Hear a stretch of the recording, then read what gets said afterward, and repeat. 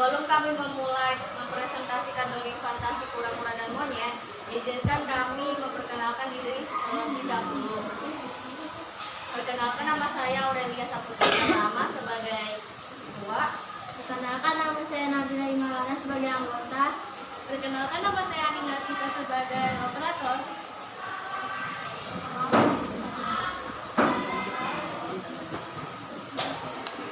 Iya, ada fotonya, mantap nih, kreasi. Wah, saya suka anak berkreasi. Apa itu dongeng? Dongeng adalah cerita prosa rakyat yang dianggap tidak benar-benar terjadi atau fiktif.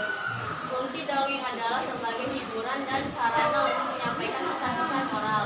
Hal itu disebabkan karena cerita dalam dongeng banyak yang menuliskan sebuah sindiran dan kebenaran, berisikan pelajaran moral dan suatu cerita yang dikarang dengan tema yang tidak benar-benar terjadi tetapi seolah-olah terjadi. Kura-kura dan monyet. Kura-kura dan monyet. Kura-kura yang baik dan dapat menghadapi temannya yaitu monyet, dan monyet yang bersifatnya suka curang, jahil, serakah. Pada akhirnya persahabatan kura-kura dan monyet pun hancur. Ciri-ciri dongeng fantasi. Ciri dongeng fantasi ada 4, yaitu bersifat fiksi, penggambaran karakter watak, mengandung pesan moral, umumnya tokoh baik akan berakhir bahagia dan tokoh jahat berakhir sengsara. Bukti tersurat dan tersirat. Kisah kura-kura dan monyet. Bersifat fiksi. Dongeng kura-kura dan monyet termasuk di cerita fabel karena dongeng tersebut bersifat fiksi atau tidak nyata. Bagian pendahuluannya langsung to the point dan singkat. Tokoh yang diperankan adalah binatang dan watak pada tokoh ada yang baik dan jahat. Penggambaran watak. Watak adalah cara pemandangan seseorang dalam menikmati hal-hal dalam hidupannya. Watak bisa dongeng kura-kura dan monyet. Kura-kura digambarkan sebagai tokoh yang baik dan sabar. Monyet digambarkan sebagai tokoh yang licik, serakah, dan pemalas. Bukti tersurat tersirat. Umumnya tokoh baik akan berakhir bahagia dan tokoh jahat berakhir sengsara sebagai akibat dari perbuatan yang pernah dilakukan. Dan dari kisah dongeng kura-kura dan monyet ini menunjukkan kura-kura yang baik dan sabar dan monyet yang menunjukkan sifat pemalas, serakah, dan egois.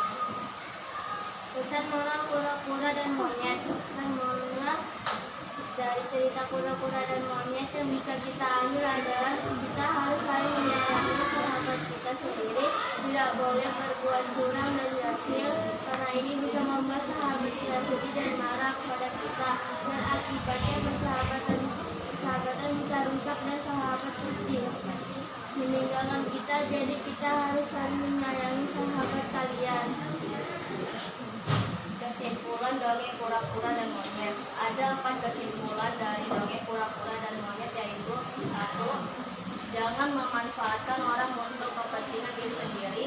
2. Jangan jadi orang egois. 3. Jangan serakah. 4. Jangan jadi pemalas. Karena setiap kelakuan yang kita lakukan pasti ada dampaknya.